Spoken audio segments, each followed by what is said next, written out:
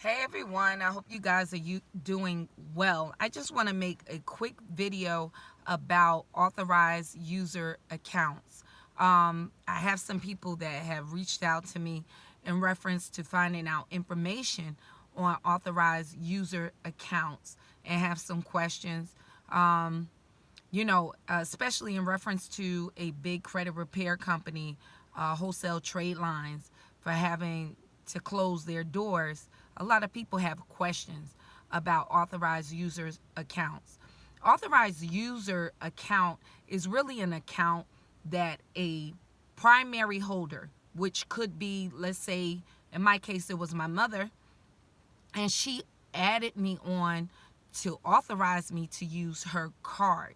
You would receive a card in the mail with that person's name on the card. But at that time, when my mother added me on, I was 17 years old, and she did it to help me build credit.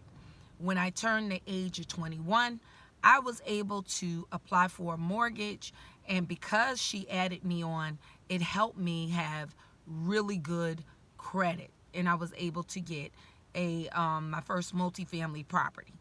But here's the thing, you guys.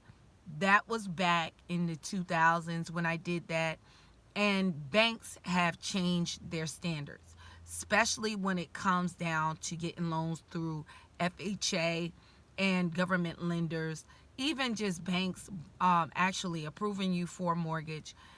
If that authorized user account is not your spouse, they're not trying to have it. They're not accounting that as being as your own payment history. So now, ever since probably like 2015, banks are up on that. So if you're looking for mortgages, even some big loans, they're going to see that's an authorized user account. So I'm not saying authorized user accounts are bad, because if you have a relative, a niece, a nephew that you're trying to help them build positive payment history, it's a very good tool for age of credit and also for a payment history. But when it comes down to where you're paying for a company to add you on to an account, and for 3 months so you can go and possibly get a house, that's not working that way anymore. So I just want to let you guys know you're better off by getting a primary account in your name. And you can do that through, my Jurors Club, New Coast Direct. There's other ways where you can build your own credit and build good and positive credit history. That would be a better way to invest your money than an authorized user account. If you can get one for free from a relative, by all means, you need to do that. But paying $700, $1,500 for a package of authorized user accounts is not going to be a good deal. So just be aware of that. Unfortunately, a lot of people are now, really, and as they should be, upset because, their money really do need to be refunded back to them if they paid for a service and they did not receive the service that they, asked for. So I have paid for trade lines in the early or mid 2000s in the past. I was patient, with just having season trade lines, things in the business realm. But, and I understood that sometimes it was an issue with posting. And back then they had issues with posting. But for a company now to tell you, we're going to give you something else and not what you paid for, that is not reasonable. So if you want your money back, you need to call your merchant, your bank.